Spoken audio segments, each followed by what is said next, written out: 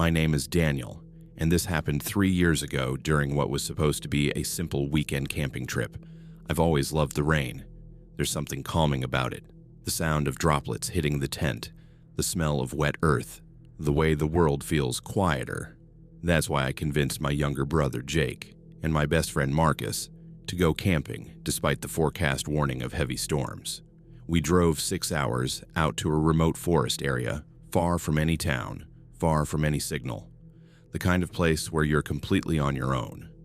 Marcus wasn't thrilled about the weather, but Jake was excited. He trusted me. That mattered. By the time we set up camp, the sky had already turned a deep gray. The first drops of rain began falling just as we finished pitching the tents. It started light, almost peaceful. But within an hour, the storm grew louder. And that's when things started to feel wrong. At first, it was just the wind, strong gusts pushing through the trees, bending branches, and making the forest groan like it was alive. The rain intensified, hammering against our tent so hard we had to raise our voices just to talk. We decided to stay inside Marcus's larger tent, sitting in a circle with a lantern between us. Jake tried to lighten the mood, joking about horror movies where this is exactly how people die. Marcus didn't laugh. Then we heard it. A sound that didn't belong. Not the wind, not the rain. Footsteps, soft, slow, circling our campsite. I remember freezing completely, my eyes locked on Marcus. He heard it too. I could tell by the way his face drained of color. Jake whispered, asking if it was an animal. I wanted to say yes. I really did. But animals don't walk like that. And they don't stop. Right outside your tent. The three of us sat completely still, barely breathing. The footsteps didn't move for a few seconds. Then slowly resumed. Crunch. Pause. Crunch. They circled the tent again, slower this time, almost as if whoever or whatever was out there knew we were listening. Jake leaned closer to me, his voice trembling as he whispered, "Dan, say something." But I couldn't. My throat felt dry, locked shut by something I couldn't explain. Marcus finally reached over and turned off the lantern. Instantly, the tent was swallowed by darkness. "Don't let it know we're awake," he whispered.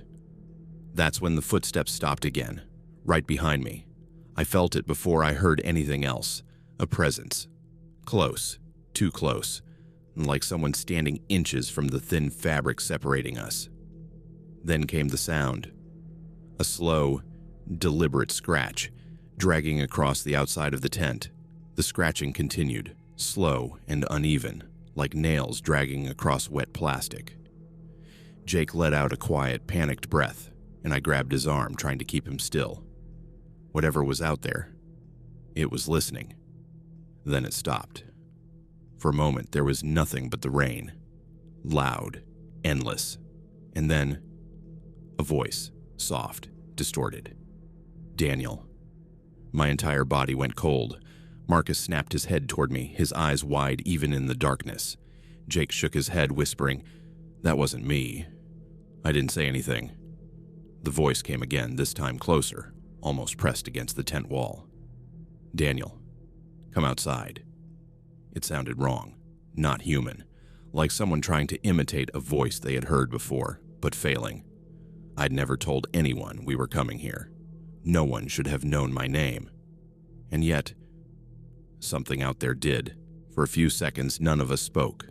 The rain kept pouring, louder than ever. But that voice, it cut through everything.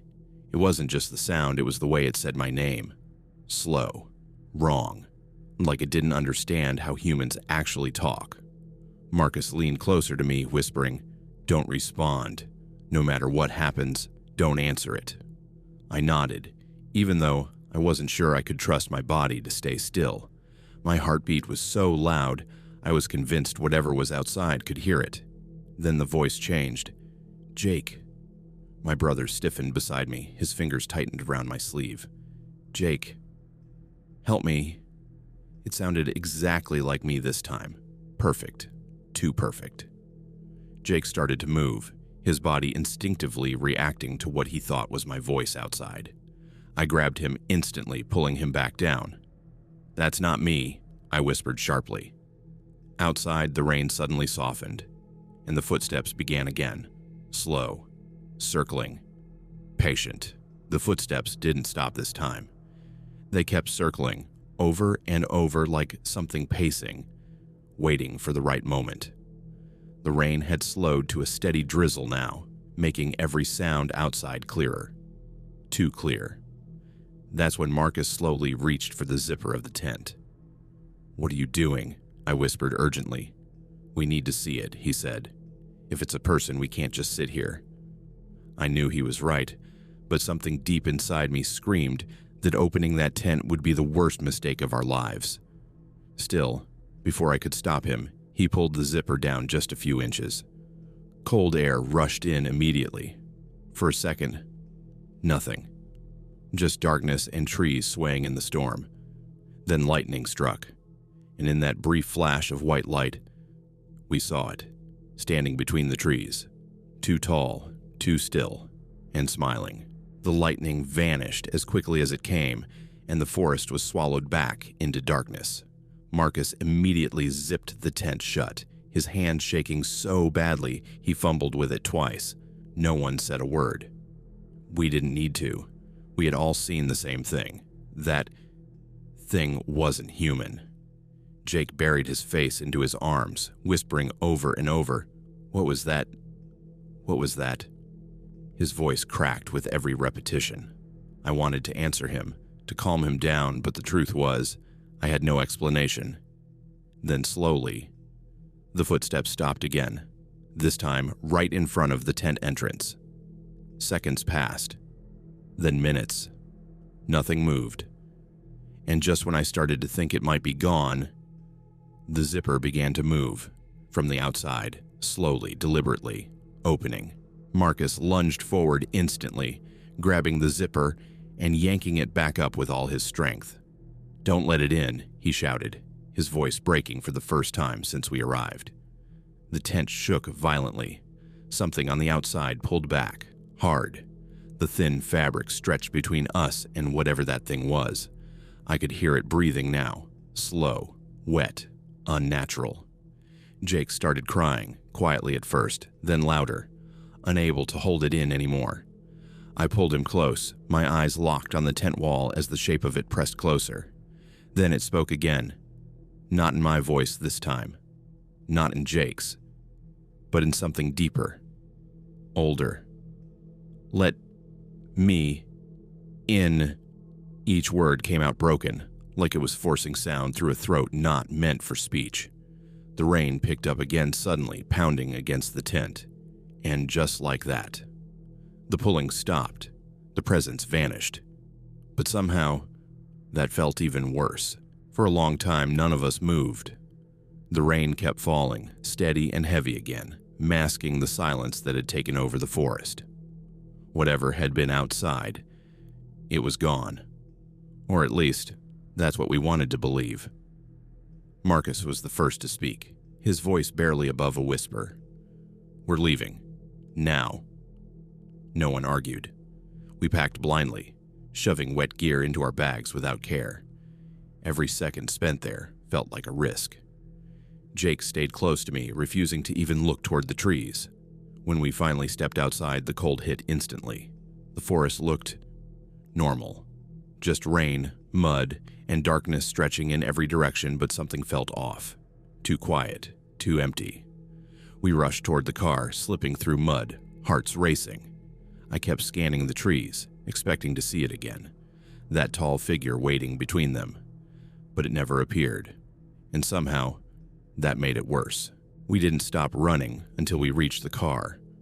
Marcus fumbled with the keys, dropping them twice before finally unlocking the doors. We all piled inside, slamming them shut like something might grab us if we hesitated. The engine started. For the first time that night, I felt a small sense of relief. Until Jake spoke. "Dan." I looked at him. "What?"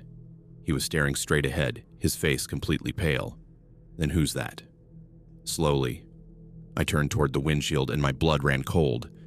Standing in front of the car, barely visible through the rain, was me, Same height, same face, same clothes. Smiling. And behind it, between the trees, there were more. Dozens of them. All standing still. All watching us. All waiting. The real storm had never been the rain. My name is Hannah, and this happened during a solo camping trip I took last autumn. I wasn't inexperienced. I'd been camping alone for years, mostly to clear my head and get away from everything. Phones, people, noise. That weekend, I chose a remote lakeside area, hours away from the nearest town. No signal, no cabins, just forest and water. The forecast said light rain, nothing serious. When I arrived, the place was exactly what I needed. Quiet, empty, peaceful. I set up my tent near the edge of the lake, where I could hear the water gently moving against the shore. It felt calming. Safe. By evening, the rain started. Soft at first, tapping lightly against my tent as I sat inside reading. I remember smiling, thinking how perfect it all felt, but sometime after midnight, I woke up suddenly. Not because of the rain, but because someone was calling my name. At first, I thought I was dreaming. My eyes stayed closed as I listened, my mind trying to make sense of the sound. The rain had gotten heavier, hitting the tent in a steady rhythm, but beneath it, there it was again. Hannah. Soft. Distant. I opened my eyes instantly. My entire body went still as I listened carefully, holding my breath. There was no one who should have known I was there.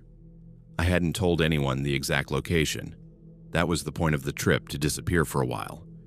Maybe it was someone else camping nearby. Maybe they needed help. That thought pushed me to sit up, even though something inside me told me not to move. Not yet. The voice came again, closer this time. Hannah, I can't find you. It didn't sound panicked. It sounded calm. Too calm. And that's when I realized something that made my stomach drop. The voice wasn't coming from one direction, it was everywhere. I stayed frozen in place, listening carefully, trying to figure out where it was coming from. The rain kept falling harder, creating a constant wall of sound, but that voice slipped through it like it didn't belong to the same world. Hannah. This time, it sounded closer to the lake. Then, almost immediately, Hannah, behind me. My breath caught in my throat. That wasn't possible. No one could move that fast without making noise, especially in the mud and rain. I slowly reached for my flashlight, my fingers trembling as I wrapped them around it. For a moment, I hesitated. Turning it on felt like a mistake, like I might see something I couldn't unsee. But the voice came again, softer now, right outside my tent. Hannah, please. I turned on the flashlight and aimed it toward the tent wall, but there was no shadow, no shape, nothing there at all. I told myself it had to be someone messing with me. That was the only explanation that made sense. Someone nearby, maybe lost, maybe confused, calling out my name, but that didn't explain how they knew it, or how their voice kept shifting from one place to another without warning. I forced myself to move, crawling slowly toward the tent zipper. Every instinct in my body screamed at me to stay inside, to ignore it, to wait until morning, but the thought of someone out there needing help wouldn't let me sit still. My hand hovered over the zipper. The voice came again, this time right next to my ear. Hannah. I gasped and spun around instantly, my flashlight beam shaking wildly across the inside of the tent. Nothing. No one. But I could feel it. Something was close, closer than it should have been, and it wasn't outside anymore. I slowly backed away, my heart pounding so hard it made my chest hurt. There was no one inside the tent with me. I could see every corner clearly with the flashlight. My gear, my backpack, my shoes, everything exactly where I had left it. And yet, I wasn't alone. I could feel it. That heavy, suffocating presence, like the air itself had thickened. The rain outside intensified again, drumming violently against the tent, but now it sounded different. Uneven. Almost deliberate, like something was moving around on top of it. My eyes shot upward. The fabric above me sagged slightly under the weight of the rain. And something else, a shape, long, thin, crawling, slowly dragging itself across the roof of the tent. I couldn't breathe. The voice came again, but this time, it came from above me. "Hannah." I scrambled backward until my back hit the side of the tent. My flashlight beam followed the movement above, shaking uncontrollably as the shape dragged itself slowly from one side to the other. The fabric stretched with each motion, revealing just enough to make it worse, but never enough to understand what it actually was. It wasn't moving like an animal. It wasn't moving like anything I had ever seen before. Then it stopped, right above me. For a second, everything went completely still. Even the rain seemed quieter, like the entire forest was holding its breath. And then, the fabric pushed downward, hard, as if something was trying to press its way inside. I screamed and shoved the spot upward with both hands, fighting against the pressure. It felt wrong, not solid, not soft, just unnatural. And then the voice whispered again, right in my ear. "You let me in." I screamed and pushed harder, my palms slipping against the wet fabric as the pressure from above increased. It felt like something was forcing itself through, not tearing the tent, but sinking into it.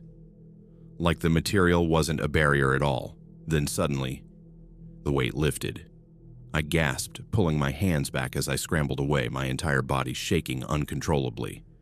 The tent roof snapped back into place, rainwater splashing down the sides. For a moment, there was nothing, just the storm. Then I heard it again. Not above me this time, not outside, behind me. "Hannah." I turned slowly, my flashlight beam cutting across the tent, and stopped. Something was sitting in the corner, where my backpack had been. A shape, too still, too dark, and it hadn't been there before. I couldn't move. The flashlight trembled in my hand as I stared at it, my mind desperately trying to make sense of what I was seeing. It wasn't clear, not fully, just a shape, but it was wrong. Its edges didn't stay still. They shifted slightly, like smoke trying to hold a form, and then it tilted its head, slowly, as if it was studying me. My breath hitched as I took a small step back. It copied me, the same movement, the same pace. My stomach dropped. It wasn't just watching me, it was learning me. Then, without warning, it smiled, not with a face. But I knew it did, because the voice came again, perfect, clear, in my own voice. "I found you." I didn't think. I just moved. I grabbed my bag, shoved past the tent flap, and ran straight into the storm. The rain hit me like ice, instantly soaking through my clothes, but I didn't stop. I didn't even look back. The forest was pitch black, my flashlight beam barely cutting through the downpour. Branches scratched against my arms as I pushed forward, slipping in mud, gasping for air. Then I heard it. Footsteps. Behind me, matching mine, step for step. I forced myself to keep running, refusing to turn around. If I saw it again, I knew I wouldn't be able to move. The lake came into view through the trees, its dark surface rippling under the rain. My car was parked just beyond it. Safety, almost there. Then the voice came again right beside me. "Don't run." I froze, because this time, it sounded exactly like me. I forced myself to move again, sprinting the last few steps toward my car. My hand shook as I unlocked the door and threw myself inside, slamming it shut behind me. For a moment, I just sat there, breathing hard, trying to calm down enough to think. "It's over," I whispered to myself. "You're safe." But something felt wrong. Slowly, I looked up. The rearview mirror caught my eye, and my blood turned cold, because I was still standing outside, in the rain, right behind the car, staring directly at me. Same face, same body, same everything. Smiling. Then it raised its hand and knocked gently on the window. I didn't wait to see what it would do next. I started the engine and drove, leaving the campsite behind. But even now, sometimes when it rains, I hear myself calling my name. My name is Kevin, and this happened during a rainy solo camping trip I took to prove to myself that I could handle isolation. I had always been the type of person who needed silence, not just quiet, true isolation. No people, no distractions, no reminders of the outside world. So I planned a trip deep into a forested national park where camping spots were spaced miles apart. The weather forecast predicted steady rain for the entire weekend. That didn't bother me. In fact, I preferred it. Rain made everything feel more private, like the world was shrinking down to just me and the forest. I reached my designated campsite just before sunset. The sky was already heavy with dark clouds, and the trees around me swayed slowly in the wind. Something felt slightly off when I arrived, but I ignored it. I set up my tent quickly, unpacked my gear, and sat inside listening to the rain begin to fall harder. That's when I noticed something strange. There were footprints leading into my tent, but none coming out. At first, I thought it was just my imagination. Maybe I had dragged my boots near the entrance and left marks without noticing. But when I leaned closer, I realized something that made my stomach tighten. The footprints were not fresh. They were older, partially filled with rainwater, as if someone had been walking in and out before I arrived. It didn't make sense. I had booked this exact spot.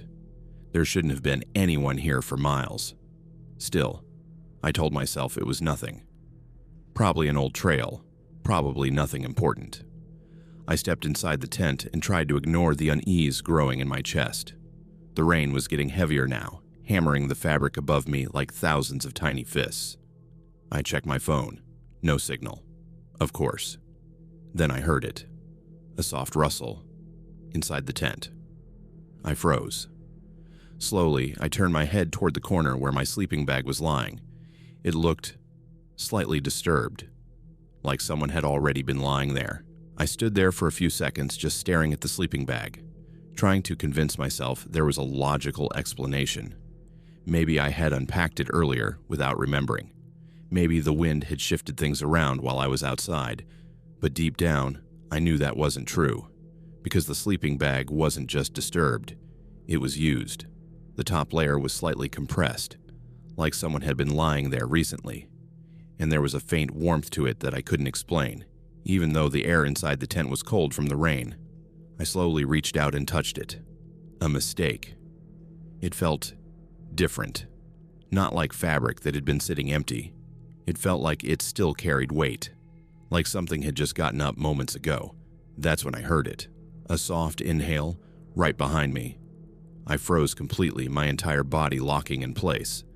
The sound was slow, deliberate, like someone breathing in after waking up.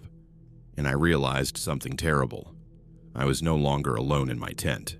I didn't turn around immediately. I couldn't.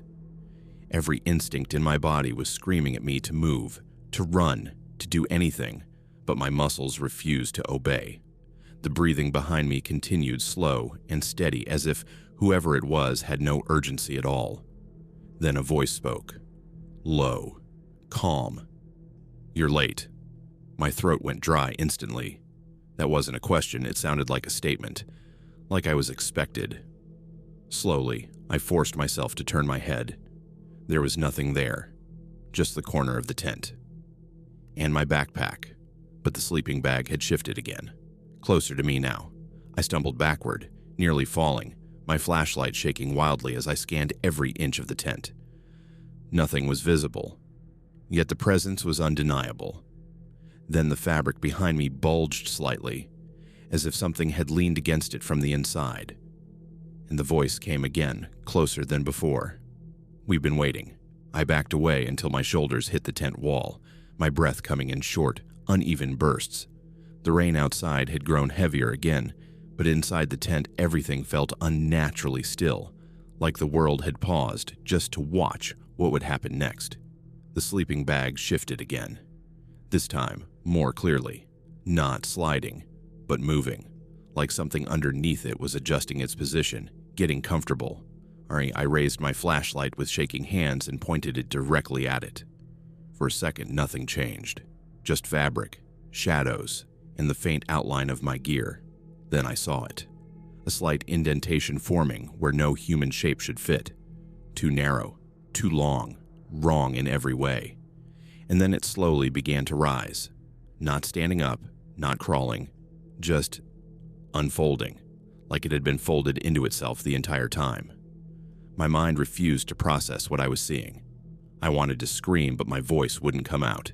Instead, the flashlight flickered once, and the shape stopped moving, as if it had noticed me noticing it.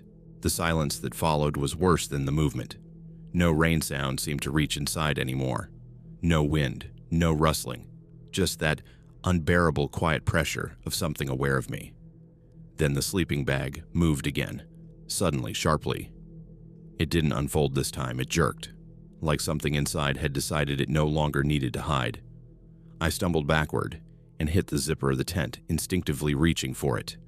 But before I could move, I heard a soft sound behind me. Fabric sliding, slow, deliberate, from the other side of the tent. I turned my head slightly, just enough to see the wall behind me. A second shape was forming there, not inside the sleeping bag this time, on the tent wall itself, pressing inward, stretching the material like skin, and then both voices spoke at once. One from the sleeping bag, one from the wall. "You can't leave yet." My flashlight dropped from my hand, and in the darkness that followed, I felt something touch my ankle. The moment something touched my ankle, I reacted without thinking. I kicked backward hard, scrambling across the tent floor as panic finally took over my body completely. My hand searched blindly in the dark until I found my flashlight again, but when I switched it on, the beam barely helped. Everything looked normal for half a second. Just my tent, my gear, the sleeping bag, the rain outside. Then the sleeping bag wasn't empty anymore. It was partially open, like something inside had shifted upward, revealing a dark, uneven shape that didn't resemble any human body I knew. It wasn't fully visible, just fragments of form, edges that didn't stay consistent, like reality couldn't decide what it was supposed to look like. The tent wall behind me rippled again, stronger this time, and I realized something horrifying. There wasn't just one of them. There were multiple presences inside the tent with me, each one forming in different places, each one learning how to exist in my space, and none of them were in a hurry anymore. I rushed toward the zipper again, ignoring everything behind me. My hand shook so badly I could barely grip it, but I pulled with all my strength. The metal stuck for a moment, like something on the other side was resisting me. Then it gave way. Cold air rushed in immediately, along with the heavy sound of rain. I didn't wait. I crawled out of the tent and fell onto the wet ground, gasping as if I had been underwater for too long. For a moment, I just lay there, staring at the dark forest around me. It looked normal again. Too normal. I turned back toward the tent. The entrance flap was moving slightly in the wind. Nothing else. No shapes. No voices, no movement. But then I noticed something that made my stomach drop. The sleeping bag was visible from outside, and it looked neatly folded, like it had never been used at all, as if I was the one who had never been there. I stayed on the wet ground for what felt like minutes, just staring at the tent, trying to convince myself I wasn't losing my mind. The rain was steady again, normal, almost calming compared to what I had just experienced inside. Slowly, I stood up and stepped closer. My legs felt weak, but curiosity and fear pulled me forward at the same time. I reached the tent entrance and hesitated before pulling it open. Inside, everything was exactly how I had left it when I first arrived. My sleeping bag was rolled neatly in the corner. My backpack sat untouched. Even my flashlight, which I was sure I had dropped earlier, was now resting perfectly on top of my gear. I stepped inside slowly, scanning every corner. Nothing moved. Nothing breathed. Nothing felt wrong anymore. But then I noticed something that made my entire body go cold. There were two sets of footprints inside the tent. One was mine. The other was already there before I arrived, and it led straight to where I had been standing. I slowly backed out of the tent again, my breath shaking, my mind refusing to accept what I was seeing. The forest around me felt quieter than before, like even the rain was trying not to disturb something unseen. I turned away and started walking, not running this time. Running felt pointless, like whatever this was already knew where I was going. As I moved deeper into the forest trail, I kept telling myself it was over, that I had escaped, that I was alone again. But then my phone vibrated in my pocket. No signal, no notifications, just a single audio file that wasn't there before. My hands trembled as I pressed play, and I heard my own voice, calm, close, right next to the microphone. "You left too early." I stopped walking instantly, and behind me, I heard the rain stop completely. When I turned around, the forest was empty, except for one thing: a tent already set up, waiting for me. My name is Ryan, and this happened during a weekend camping trip that I still can't fully explain. I wasn't new to camping. I'd done it many times before, usually with friends, sometimes alone when I needed a break from everything. That time, I chose a deep forest area known for heavy rainfall and thick fog, the kind of place where everything feels muted, like the world is holding its breath. The forecast said storms would hit by nightfall, but I arrived early enough to set up my tent near a narrow river cutting through the trees. The water was already rising slightly, moving faster than it should have been for a calm stream. Still, I didn't think much of it. By evening, the sky had turned completely gray, and the first heavy drops of rain started falling. At first, it felt normal, even peaceful. But then I noticed something strange. Every time the rain got louder, the forest around me got quieter. By the time darkness fell, the rain had turned into a full storm. It wasn't just heavy, it was overwhelming. The kind of rain that hits the ground so hard, it feels like the earth itself is shaking. I stayed inside my tent, listening to it, trying to ignore how unnatural the silence between thunder strikes felt. That's when I heard the first scream. It was distant, muffled, almost swallowed by the rain. At first, I thought it was an animal, maybe something caught in the storm. But then it came again, closer this time. Human. Definitely human. I stood up immediately, pressing my ear against the tent wall, trying to locate the direction. The scream came once more, shorter this time, cut off suddenly like something had interrupted it. My stomach tightened, because now I realized something worse. The rain wasn't just falling over the forest. It was also covering something up, something that didn't want to be heard. I stepped away from the tent wall, trying to convince myself I had misheard it. The storm outside was so loud now that every sound blurred together. Rain, wind, distant thunder. It should have been impossible to distinguish anything human in that chaos. But then it happened again. A scream, short, sharp, closer than before. This time, I knew I wasn't imagining it. I grabbed my flashlight and rushed to the tent zipper, hesitating only for a second before pulling it open slightly. Cold rain and wind immediately rushed inside, hitting my face like a warning. The forest outside looked normal at first glance, just trees swaying violently, rain pouring in thick sheets, river water rising fast. Then I saw a movement near the riverbank, something dragging itself through the shallow water, slow, unsteady. I squinted harder, trying to focus, but the rain kept distorting everything. And then the scream came again, right from that direction. Except this time, it didn't stop. I unzipped the tent further and stepped out into the storm. The moment I did, the noise hit me fully. The rain was so intense it was painful against my skin. Visibility was almost zero beyond a few meters, but I kept moving toward the riverbank. Every step felt heavier, like the ground itself was resisting me. The scream continued intermittently now, broken into gasps and sudden cuts, as if whatever was making it was struggling to stay conscious or alive. When I finally reached the edge of the river, I froze. Something was lying halfway in the water. At first, I thought it was a body, but then it moved, slowly lifting its head. And in that moment, the screams stopped completely.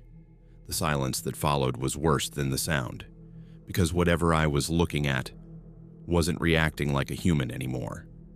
It was just aware that I had seen it. And the river water around it suddenly turned unnaturally still, as if even the storm had decided to wait. I couldn't move. My feet felt locked into the mud at the river's edge as I stared at the figure in the water. The rain kept crashing down around it, but strangely, the water directly around its body barely rippled, like the river itself refused to touch it. Then it lifted itself higher. Not standing, not swimming, just rising unnaturally, as if something beneath the surface was pushing it upward without effort. I finally forced myself to raise the flashlight again, and the beam hit its face. Or what should have been a face. It was uneven, almost smoothed out in places like features had been washed away over time but never fully replaced. And yet, it was clearly looking at me, studying me, the same way I had studied it. The storm around us seemed to dull slightly, like everything was narrowing down to this one moment. Then, from behind me, I heard a sound in the rain. Footsteps, approaching slowly. Not from the river, from the forest. I turned my head slowly, refusing to take my eyes fully off the river. The footsteps in the rain grew louder, steady and deliberate, moving closer through the trees behind me. When I finally glanced back, I saw another shape emerging from the darkness of the forest. It wasn't running, it wasn't rushing, it was walking calmly, as if the storm didn't matter at all, and it was heading directly toward the river, toward me. I looked back at the water again, and the first figure was now fully upright, standing in the shallow current without sinking. The river should have pulled it under. It should have been impossible, but nothing about this made sense anymore. The two figures were now facing each other, silent, still, and I realized something terrifying. They weren't reacting to me at all anymore. I wasn't the focus. I was just already caught in between them. And the rain, which had been so loud before, suddenly felt like it was falling around a closed space, like the forest had sealed itself shut. I slowly stepped backward, trying not to make a sound, even though the rain was already doing that for me.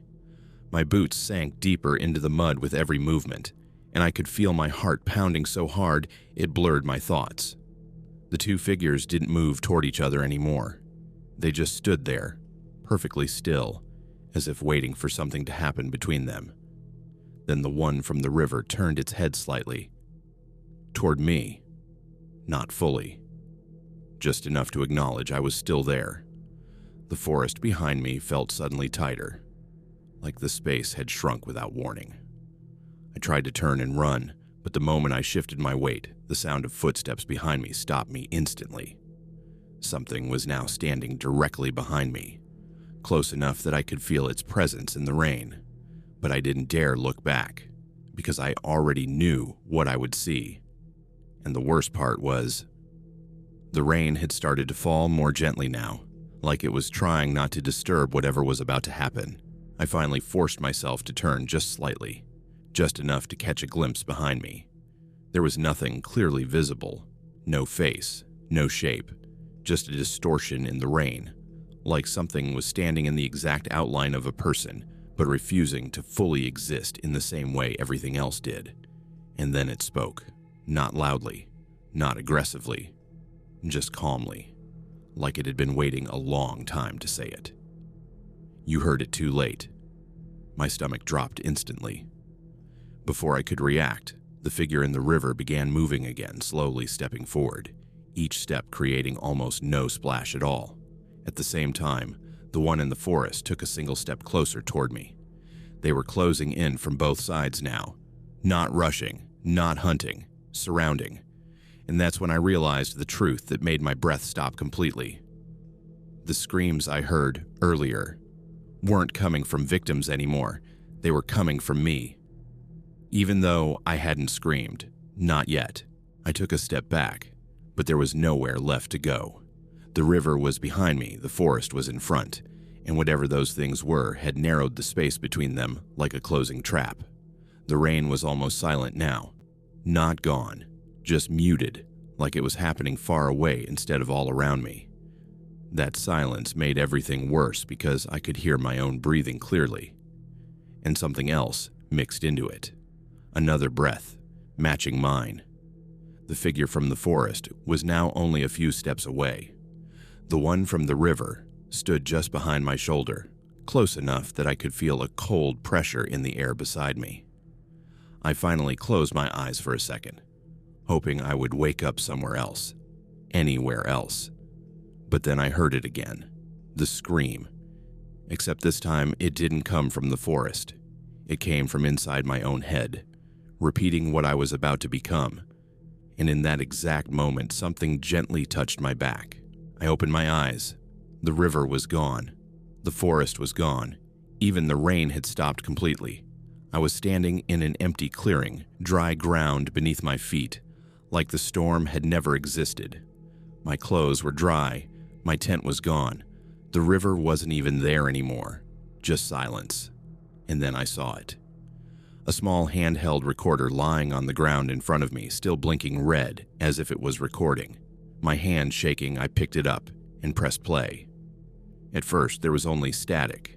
Then my own voice came through, calm, exhausted. I don't know how long I've been standing here. The rain won't stop, and I can still hear them screaming. I dropped the recorder instantly, because I remembered now. I was never watching the rainstorm. I was inside it, and it never ended. My name is Ethan, and this happened during a rainy camping trip I took with two of my closest friends, Liam and Noah. We had planned it for weeks. A full weekend away from the city, deep inside a forest known for its heavy rainfall and thick, endless trees. It was supposed to be fun, bonfires, stories, and escaping reality for a while. When we arrived, the sky was already dark, even though it was only late afternoon. Heavy clouds hung low over the forest, like something was pressing down on it. The rain hadn't started yet, but the air already smelled wet, like the storm was waiting for the right moment. We found a clearing that looked like an old camping site. There were even faint marks in the ground where tents had once been. That made setting up easier, so we didn't question it. We set up our tents quickly as the first drops of rain began to fall, but something about the place felt wrong, like it had already been used. Moments before we arrived, the rain started slowly at first, just a soft patter against the leaves. But within minutes, it grew heavier, turning the entire forest into a constant blur of sound and motion. We decided to sit inside Liam's tent since it was the largest. We were laughing, trying to keep the mood light, but I noticed Noah wasn't talking much. He kept looking toward the trees outside, like he was waiting for something to move between them. I asked him what was wrong. He hesitated before answering. "I don't think this place is empty," he said quietly. Liam laughed it off, saying it was just nerves. But then something happened that made all of us go silent. A sound came from outside the tent. Not thunder, not wind, footsteps, walking slowly around us. We all froze immediately, listening carefully. The footsteps circled the tent once, then stopped directly behind us. And that's when we realized something terrifying. There were already tents here. We just couldn't see them anymore. We stayed completely still, listening to the footsteps circle the tent again. Slow, deliberate, like whatever was outside had all the time in the world. No one spoke. Even breathing felt dangerous. Noah leaned toward me and whispered, "Tell me you hear that too." I nodded without looking at him. Liam slowly reached for the flashlight, his hand shaking slightly. The moment he turned it on, the tent lit up in a weak, trembling glow. Everything looked normal, but that only made it worse, because now we could see the outlines of the movement outside. Not clear shapes, not animals, just disturbances in the rain, like something was standing just beyond the fabric, shifting position every few seconds. Then the footsteps stopped again. right in front of us. We all held our breath at the same time. The tent didn't move. The rain didn't change. Everything became too still, like the storm itself was waiting. And then something pressed against the tent wall from the outside. Slowly, not hitting, not pushing hard, just leaning in. The pressure on the tent wall increased slightly, stretching the fabric inward just enough to show that something was right there with us. Liam instinctively moved the flashlight toward it, but Noah grabbed his wrist immediately. "Don't," he whispered sharply. "If it knows we're looking, it reacts." That made no sense, but none of us questioned it. The pressure stayed for a few seconds, then released. We all exhaled at once, but it was short-lived, because now we heard something else. A voice. Soft, almost friendly. "Ethan." My blood ran cold. I slowly turned my head toward the others. Liam and Noah were both staring at me. "No," I whispered immediately. "That's not me." But then the voice came again, closer this time, right beside my ear. "Ethan, open the tent." I froze completely, because I knew one thing for sure. No one outside should have known my name. And yet, whatever was out there didn't just know it. It sounded like it had been practicing it for a long time. I didn't move for a few seconds, hoping the voice would stop if I ignored it. But the silence that followed wasn't relief. It was worse. It felt like something was waiting for my response. Liam slowly lowered the flashlight, his breathing uneven. Noah was staring at the tent wall like it might start speaking again at any moment. Then the rain outside changed. It didn't get louder or softer. It became organized, like something was moving through it in a pattern, circling us. Again, the voice returned, but this time it wasn't just mine. It shifted between tones, sometimes sounding like Liam, sometimes like Noah, and then snapping back to mine in between. "Ethan, open the tent." "Ethan, we're right here," Noah whispered. "It's copying us." Before anyone could react, the tent zipper moved slightly from the outside. Just a small pull, testing it. Then it stopped, like it was waiting for permission. Liam slowly reached for the tent zipper, but I grabbed his arm immediately. "Don't," I whispered, my voice shaking. But before we could decide anything, the zipper moved again, this time more confidently. Slow, controlled, like something had decided it was done waiting. The metal teeth began separating inch by inch. Cold air rushed inside, carrying the smell of wet earth and something else I couldn't recognize. Noah backed away instantly, bumping into the tent wall. "Don't open it," he said, panic rising in his voice. But Liam froze. His hand was still near the zipper, like he was trapped between curiosity and fear. The opening widened just enough for us to see outside. At first, there was nothing, just rain and darkness. Then a shape leaned into view, not fully stepping inside, just enough for us to see its outline.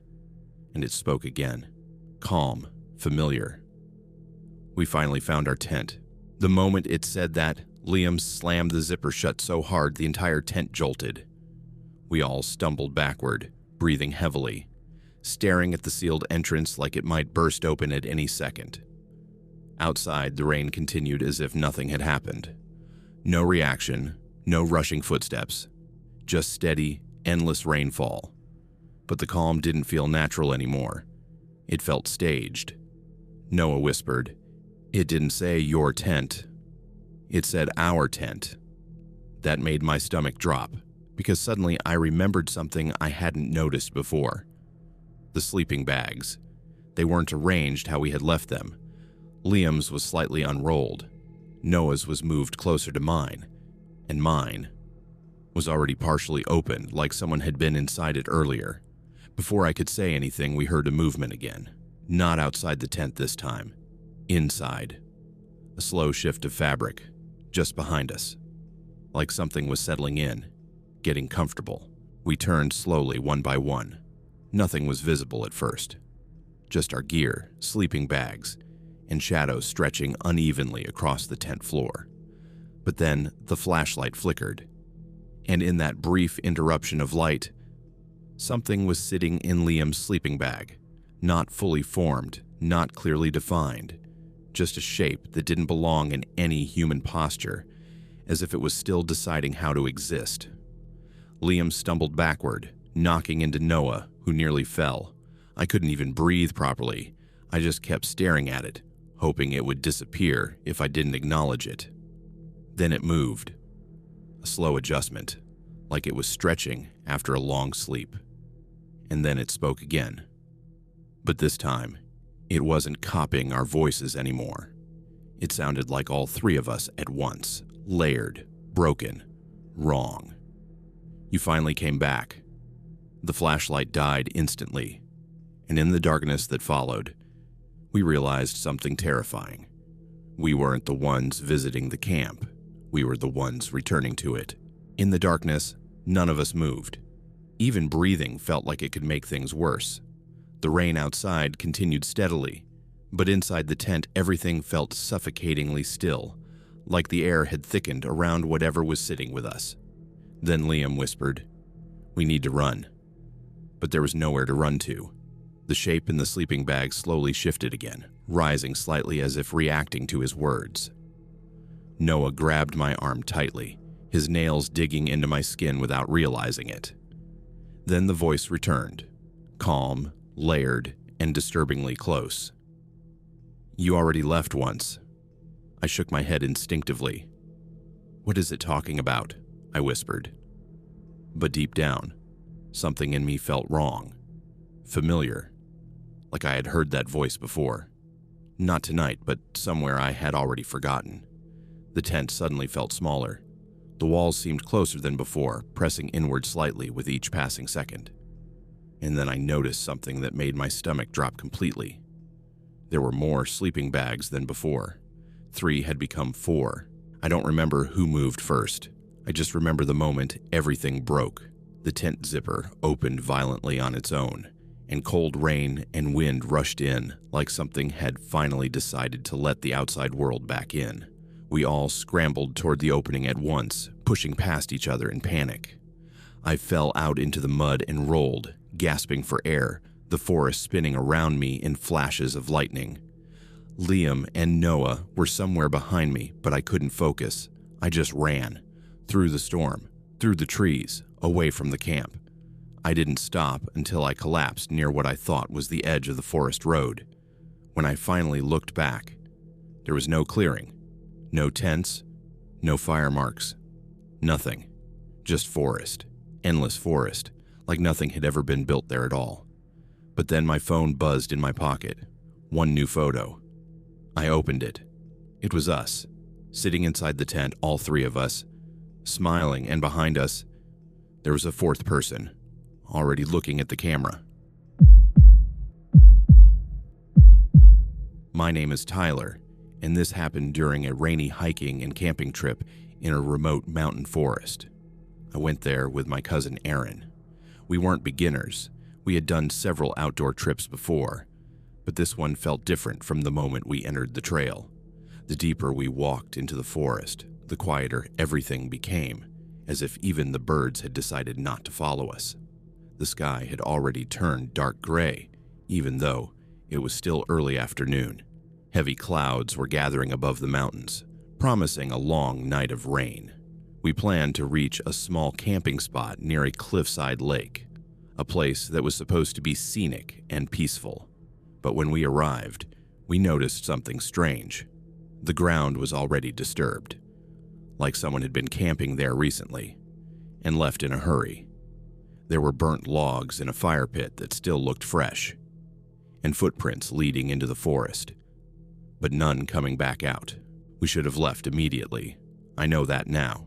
But at the time, Aaron convinced me it was probably just another group of hikers who left earlier than expected. Still, neither of us felt comfortable. The air felt heavy, like the forest itself was watching us set up our tents. We chose a spot slightly away from the fire pit and started unpacking quickly, trying to ignore the growing discomfort in our stomachs. That's when the rain started. Slow at first, like a warning, then heavier, until the entire forest was drowned in a constant sound of falling water. We moved into Aaron's tent and sat inside, listening to the storm. Neither of us spoke much. Then we heard something outside. At first, I thought it was wind moving through the trees, but then it came again. A knock, light, careful, against the tent pole. Aaron looked at me and whispered, "Tell me you heard that too." Before I could answer, the knocking came again, and this time, it spelled something out in slow rhythm. We both went completely still, listening carefully as the knocking continued. It wasn't random anymore. It had a rhythm, almost deliberate, like something was trying to communicate through the fabric of the tent. Knock. Pause. Knock, knock. Pause. Knock. Aaron slowly reached for the flashlight, his hand shaking slightly. I could see the fear in his eyes, even though he was trying hard to hide it. "Maybe it's another hiker," he whispered, but even he didn't believe that. The knocking suddenly stopped, and in the silence that followed, we heard something else. Breathing. Very close. Right outside the tent wall. Slow and deep, like someone standing just inches away, listening to us listen to them. I felt my throat tighten as I leaned closer to Aaron. "Don't move," I whispered. But then the tent fabric shifted slightly, pressing inward for a moment before returning to place. Not wind, not rain. Something was touching it, testing it, like it was checking if we were still inside. Aaron finally turned on the flashlight, and the weak beam revealed only the usual shapes inside the tent. Our bags, gear, and damp fabric walls. Nothing obvious, nothing visible. But the breathing didn't stop. It circled us slowly, like it was moving around the tent in a full loop, never rushing, never stopping. Then it spoke. Soft. Calm. "You're late again." I froze instantly. "Again?" I whispered under my breath. Aaron looked at me sharply. "What did it say?" But before I could answer, the voice returned, closer this time. "You always come back late." The way it said, it sounded like it was remembering something, not learning it. Aaron slowly looked toward the zipper of the tent. It moved slightly, without any wind, just a small pull inward. Then another voice joined in, but this one sounded like Aaron, perfectly, from outside the tent. "Let me in." Aaron backed away immediately. "That's not me," he said, panic rising in his voice, but the voice repeated it again, in his exact tone, and this time it sounded impatient. The imitation of Aaron's voice outside the tent made both of us instinctively step back. It wasn't just the words, it was the perfection, the tone, the hesitation, even the slight breath at the end of the sentence. It was like listening to him through a perfect recording, except it was coming from something standing just outside. Aaron grabbed my arm tightly. "Don't answer it," he whispered. "Whatever it is, don't give it a response." But the voice didn't wait for permission. It spoke again, now shifting between both of our names. "Tyler." "Aaron. Open the tent."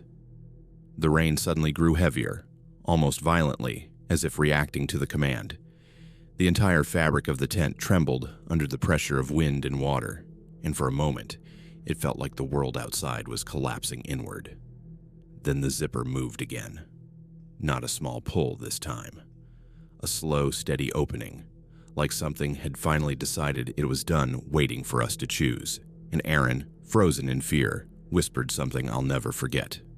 It already knows we're inside. The zipper stopped halfway open, leaving a narrow gap between us and the storm outside. Cold air rushed in, carrying the scent of wet earth and something metallic I couldn't recognize. Neither of us moved. Even breathing felt like it might trigger something. Through the opening, I saw nothing at first, just darkness, rain, and shifting tree lines. But then something leaned into view, not fully entering, just enough to be seen. It wasn't clearly shaped like a person. It was more like an outline that hadn't decided what it wanted to become yet.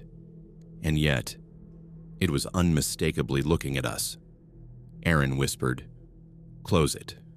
Close it now." But before I could react, the voice came again. Except this time, it wasn't imitating anymore. It sounded like both of us speaking at the same time. We already did this before. My mind went blank for a second. "What does that mean?" I whispered. But Aaron wasn't listening anymore. He was staring at the sleeping bag behind me, and I realized it had moved again, closer than before, much closer. We didn't even notice when the sleeping bag fully changed position.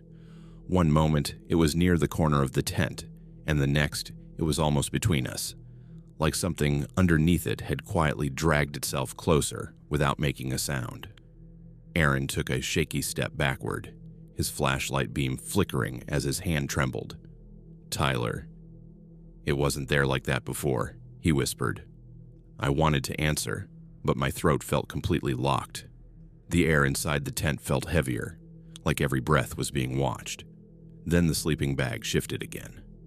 This time it didn't look like movement caused by fabric or wind. It looked intentional, controlled. Something inside it slowly rose, creating a shape that didn't match anything human or animal. It wasn't fully formed, just enough to suggest presence, like a thought trying to become real. And then it spoke again, but not from outside this time, from directly beneath us. "You always notice too late." Aaron dropped the flashlight instantly. The tent went half dark, and in that dim light, I saw the sleeping bag open slightly on its own. In the near darkness, I could only see fragments of movement now.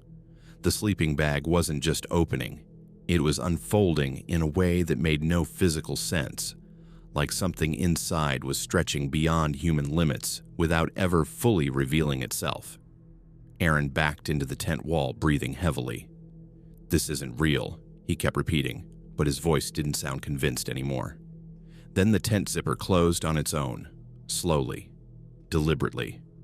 We both turned toward it at the same time. The opening sealed shut without any hands touching it. The rain outside grew muffled, like we had been cut off from the rest of the forest completely. And then the voice returned again, but this time it wasn't coming from one direction. It came from everywhere at once. From the walls, from the floor, from the sleeping bag, from us. "You stayed longer this time." I felt something press against my ankle, soft but undeniable. Aaron looked at me at the exact same moment, his face pale with realization. And I understood what was wrong. We weren't inside the tent anymore. The tent was inside us. Aaron grabbed my arm so hard it hurt, but I barely felt it. My focus was locked on the sleeping bag, which now looked less like an object and more like a space that was remembering how to exist. The tent around us began to feel unfamiliar, as if the dimensions had subtly changed. Corners that used to feel normal now seemed too far away, and the ceiling felt lower than before. Then the rain outside changed again.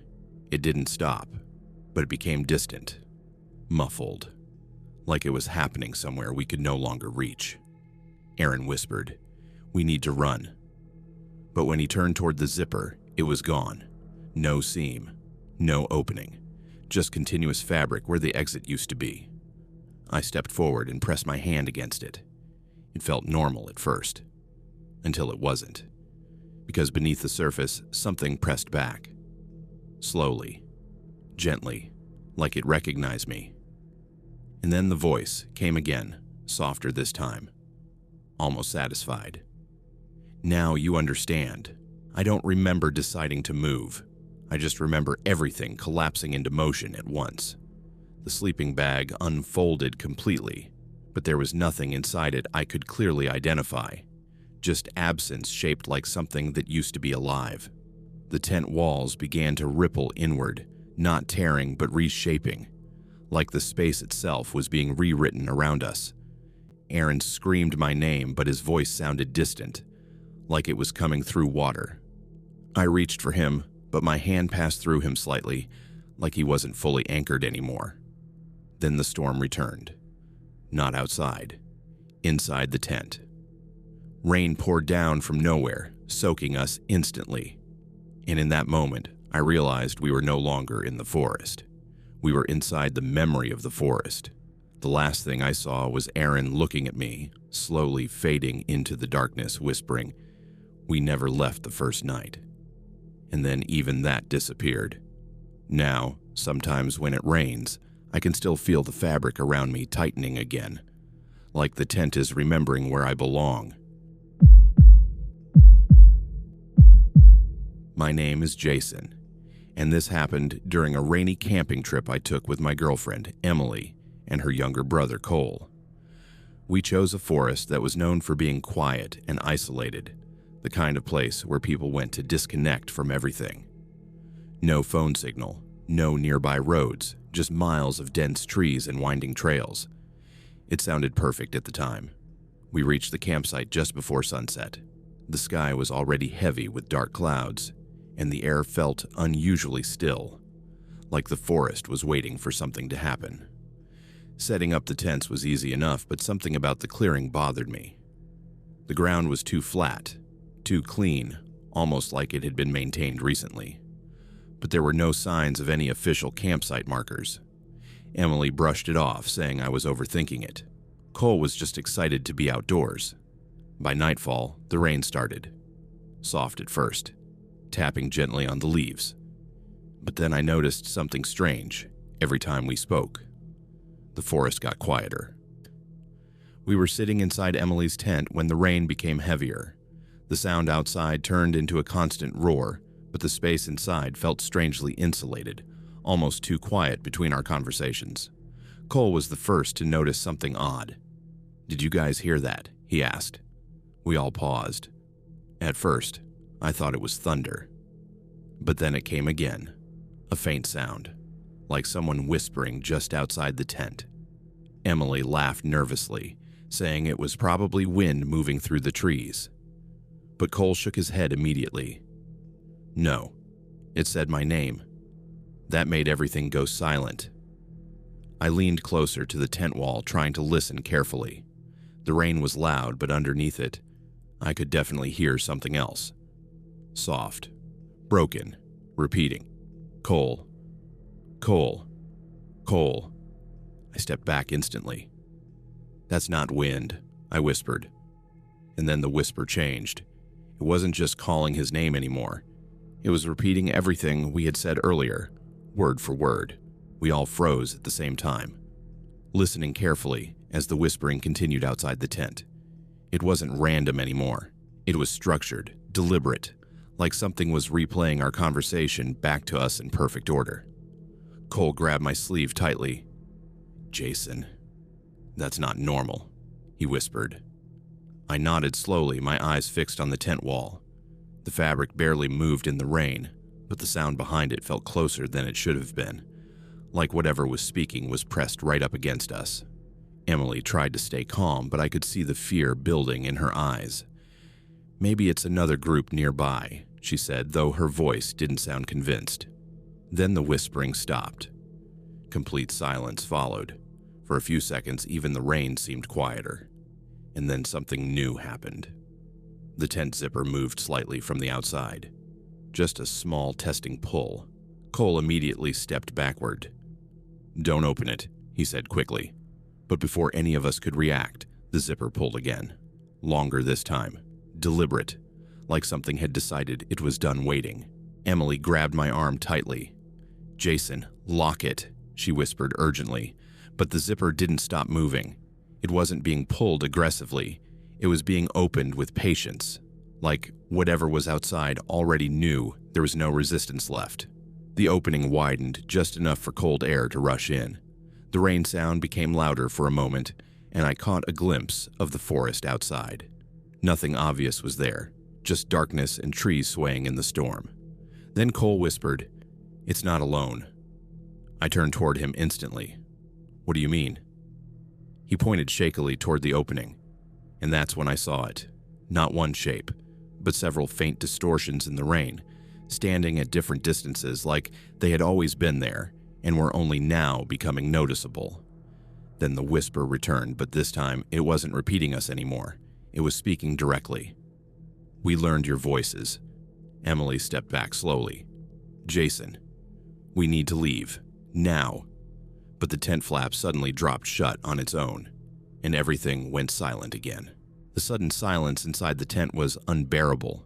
It wasn't peaceful. It was heavy, like the entire forest had stopped breathing at the same time. None of us moved. Even the smallest sound felt dangerous. Then Cole whispered something that made my skin crawl. "It's inside the voices now." Emily turned toward him sharply.